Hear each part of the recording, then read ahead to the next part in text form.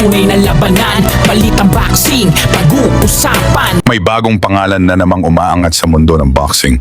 Isang batang mandirigma na unti-unting nakakakuha ng atensyon ng mga boxing fans.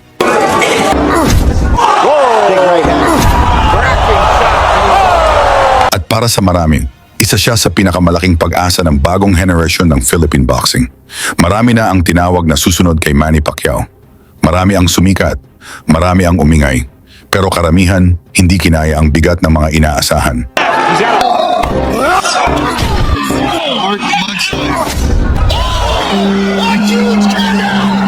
Ngunit ngayon, may isang pangalan na patuloy na umaakyat sa world rankings. Isang fighter na hindi lang mabilis kumilos, kundi may istilong nagpapaalala sa batang Pacquiao. Followed him with the left hand. Did it twice in a row in the second one. Dropped Julio.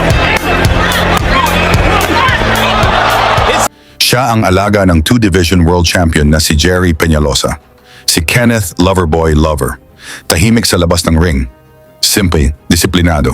Pero kapag tumunog na ang bell, ibang Kenneth Lover ang lumalabas. Dahil sa karamihan ng kanyang mga laban, iisa lang ang ending, knockout. Sa edad na 23, hawak niya ang malinis na record na 17 panalo, 12 knockout at wala pang talo, BBA Asia Champion, OPB5 Bantamweight Champion, IBF No. 3 contender, at isa ngayon sa mga pinakamainit na pangalan sa Bantamweight Division. Kaya hindi nakapagtataka kung bakit marami ang naniniwalang may malayong mararating siya. Sa loob ng ring, mabilis ang kanyang mga kamay. Maganda ang galaw ng paa, eksakto ang tiempo, at alam na alam niya kung kailan dapat umatake. Mas lalo pa siyang gumanda bilang fighter matapos magsanay sa ilalim ni Alex Ariza, ang conditioning coach na nakatulong sa ilan sa pinakamagagaling na boxer sa mundo.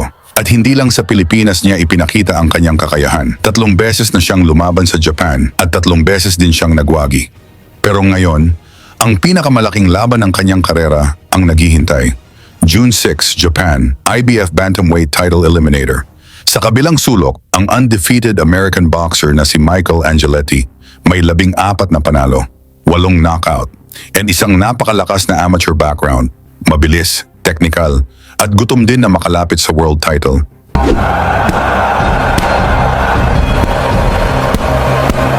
Napakalaki ng nakataya sa laban na ito dahil ang mananalo, isang hakbang na lamang ang layo sa World Championship fight.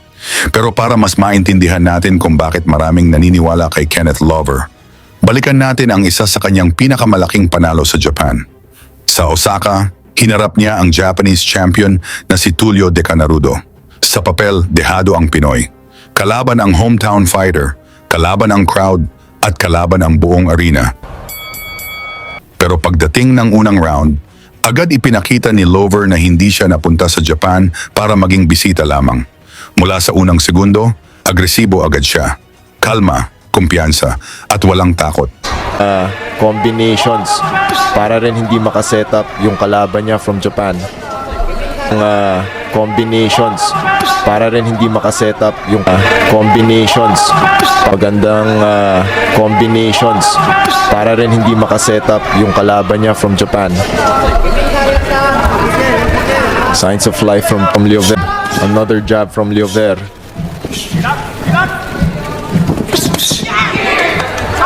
That is a jab in a straight from Liover.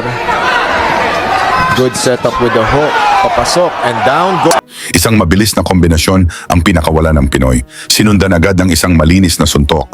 At doon, bumagsak si De Canarudo. Nagulat ang buong arena, nagawa pa niyang makatayo, pero halatang wala na siyang balanse. Nakita ito ng referee, kaya bago pa lumala ang sitwasyon, itinigil na niya ang laban. Before stepping for it.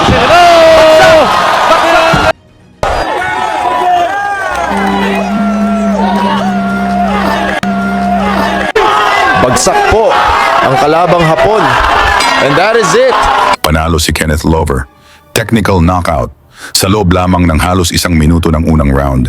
At sa gabing iyon, nasungkit niya ang OPBF Bantamweight title. Sa harap mismo ng mga Japanese fans at sa presensya pa ng mga malalaking pangalan sa Japanese boxing, isang panalong lalo pang nagpatunay na seryoso siyang banta sa Bantamweight division. O ngayon mga idol, ang tanong, May kakayahan ba si Kenneth Lover na maging susunod na world champion ng Pilipinas? Ilagay ang inyong sagot sa komento at isama na rin kung saan kayo nanonood para makita natin kung hanggang saan na umaabot ang suporta ng mga Pilipino para kay Lover kontra Angeletti sa Japan. Lagi niyong sundan, huwag magpapahuli. Pag-usapan ni bakbakan, balita niya at laban. Mga Pinoy na di nagpapagapi. Salamat sa mga suporta na lagi nandyan.